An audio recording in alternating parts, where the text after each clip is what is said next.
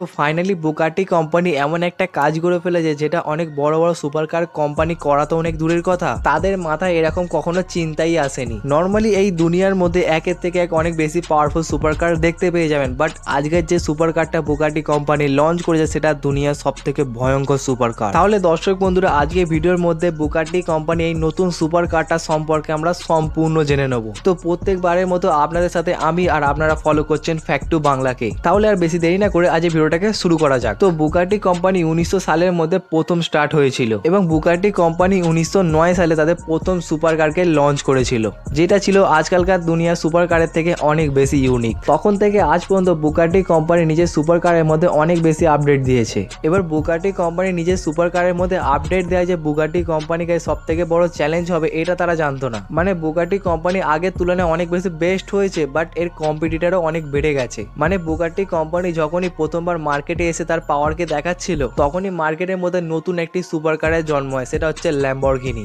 এবার কয়েক বছর পর্যন্ত এদের দুজনের মধ্যে অনেক বেশি কম্পিটিশন হয়ে যায়, বাট আলটিমেটলি বুগাটি কোম্পানি জিতেই যায়, কারণ finally Bugatti company Bugatti Chiron super স্পোর্টকে লঞ্চ করেছিল।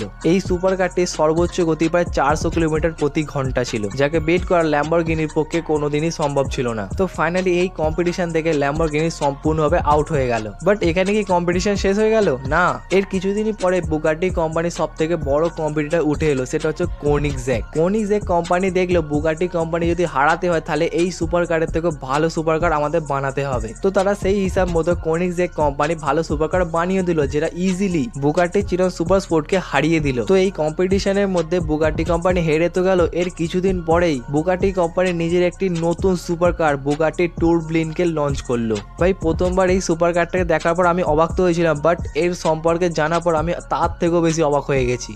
এমনিতে এই সুপার কারটার মধ্যে ব্যবহার করা হচ্ছে 8.3 litre natural aspirated V16 engine. Normally বেশিরভাগ টাইমে দেখা যায় বুগাটি কোম্পানি গাড়ির মধ্যে আপনি W16 ইঞ্জিনকে দেখতে পাবেন, বাট এবারে সুপার কারকে ফাস্ট করার জন্য এর মধ্যে V16 ইঞ্জিনে ব্যবহার করা হয়েছে এবং এই ইঞ্জিন আপনাকে খুব ইজিলি 1800 হর্স পাওয়ার জেনারেট করে দিতে পারে এবং এই হর্স পাওয়ারটা কোনিগসেগ জ্যাক্সো অ্যাবসলিউটের থেকে অনেক বেশি। যেখানে কোনিগসেগের সর্বোচ্চ গতি 440 কিলোমিটার প্রতি ঘন্টা হয়েছিল, সেখানে বুগাটি কোম্পানি খুব ইজিলি 445 এর সর্বোচ্চ গতিকে ছুঁতে পেরেছিল। মানে এইবারে চ্যালেঞ্জের মধ্যে বুগাটি কোম্পানি জিতে গেল এবং বুগাটি কোম্পানি এই সুপার কারটা পুরো দুনিয়ার মধ্যে টোটাল 250 ইউনিটকে বানানো হয়েছে, যাদের মধ্যে প্রত্যেকটি ইউনিটের প্রাইস চালু হয় প্রায় 34 কোটি টাকা থেকে। তবে এই স্টোরির মধ্যে টুইস্ট কি জানেন? বুগাটি কোম্পানির দিন ঠিকই চলছিল, সাথে বুগাটি কোম্পানি ভেবেছিল যে তাদের আর কোনো কম্পিটিটর নেই, বাট এর কিছুদিন পরে কোনিগসেগ গ্যামেরা বলে একটি কারকে লঞ্চ করা হয়। আর ভাই সত্যি কথা বলছি, এর হর্স পাওয়ারকে শোনার পর আমি নিজের কানেও বিশ্বাস করতে পারিনি। মানে কোনিগসেগ গ্যামেরার হর্স পাওয়ার প্রায় 2300 ছিল,